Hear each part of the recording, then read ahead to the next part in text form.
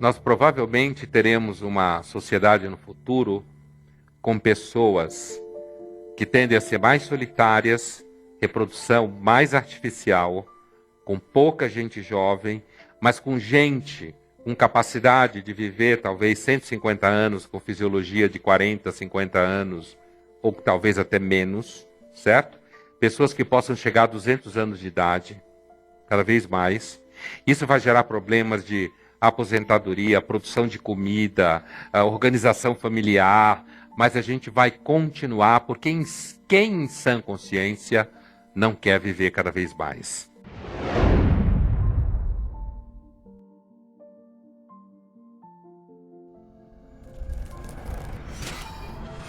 Né? Portanto, a gente fica reclamando, mas, na verdade, nós estamos construindo uma rede de dados gigantesca que, sem dúvida nenhuma, tem gente até preocupada de como lidar com isso, é um sistema enorme de informação e um sistema que, sim, de novo borra a nossa fronteira com a tecnologia, porque a gente não sabe direito onde está a nossa liberdade e onde não está. Na verdade, a liberdade, caros irmãos, que é uma das coisas que mais se fala no mundo contemporâneo, é uma das coisas que a gente menos quer. A gente quer seguro para tudo. A gente quer garantia para tudo. E a gente está disposto a fazer qualquer negócio para ter garantia para tudo. Isso prova que a liberdade que a gente tanto fala que quer, a liberdade que a gente quer, na verdade, é liberdade para comprar o que a gente quer.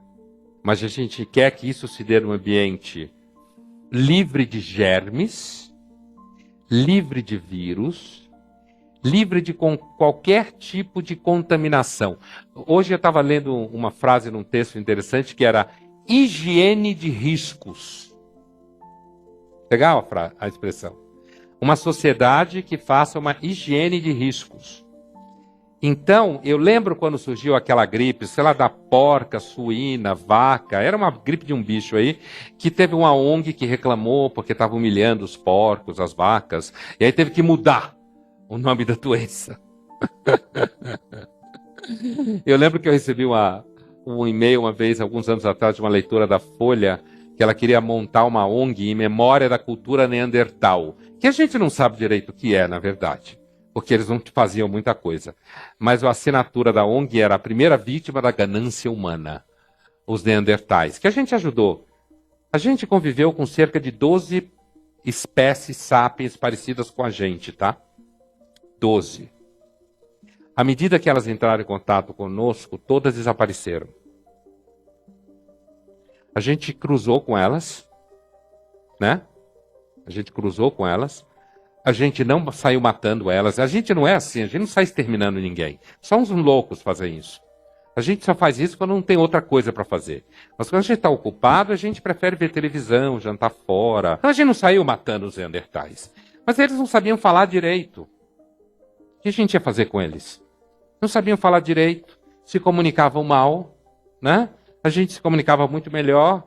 No primeiro momento, eles devem até ter convidado a gente para conviver com eles lá no sul da França, onde é uma região muito rica desse tipo de dados. Mas, num dado momento, eles foram desaparecendo mesmo. Eles foram perdendo espaço cada vez mais. Alguns devem ter bandeado para o nosso lado, a gente se misturou com eles. E todas as outras espécies parecidas com a gente desapareceu. A gente é uma espécie bem letal. A gente é legal também. Mas a gente é bem letal quando põe em risco o que a gente quer.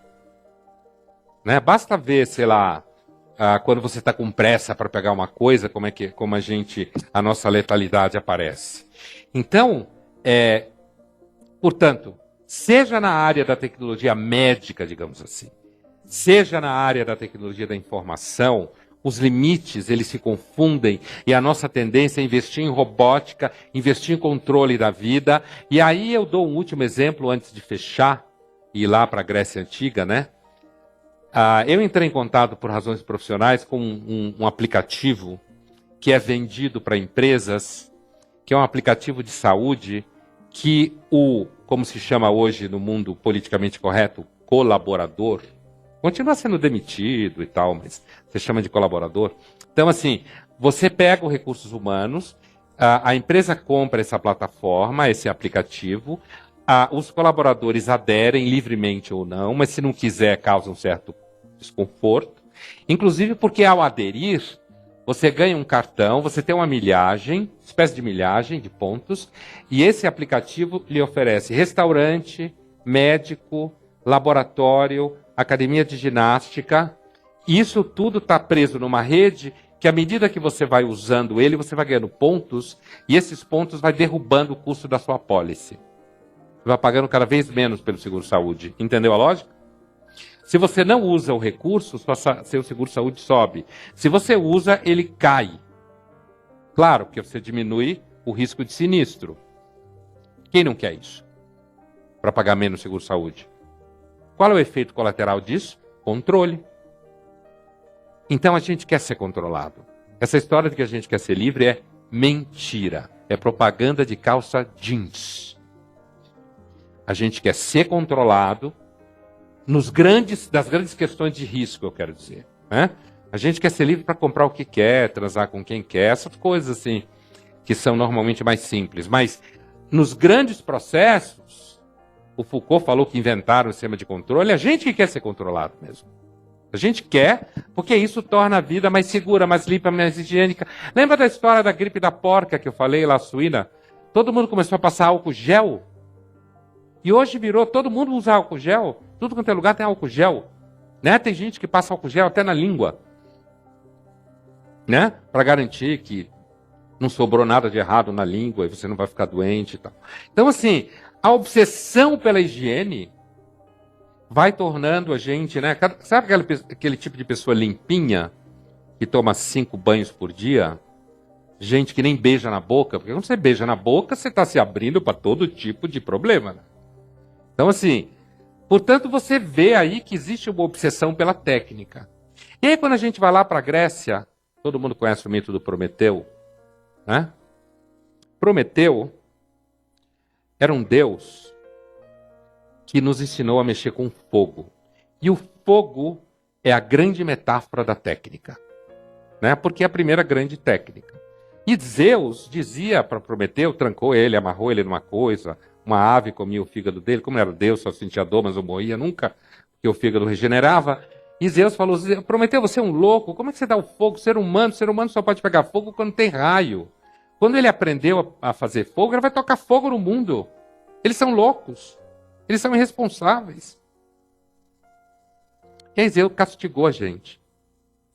E Zeus castigou a gente, ele chama uma mulher, chamada Pandora, e dá uma caixa para ela, fechada, e diz, não abra. E vai embora. Não abra. E vai embora. E deixa a caixa na mão dela. Aí ela abre a caixa. Quem não ia abrir? Alguém diz para você, não abra. E vai embora. Né? Quem não ia abrir? Qual é o ser humano que não ia abrir? Ela vai e abre. Né? Dentro dessa caixa tem todos os males que Zeus guardou para nos castigar porque a gente aprendeu a mexer com a técnica. E sai tudo da caixa. Né? Mas Zeus guarda embaixo da caixa o pior de todos os males, a esperança. Por que a esperança é o mal nesse contexto?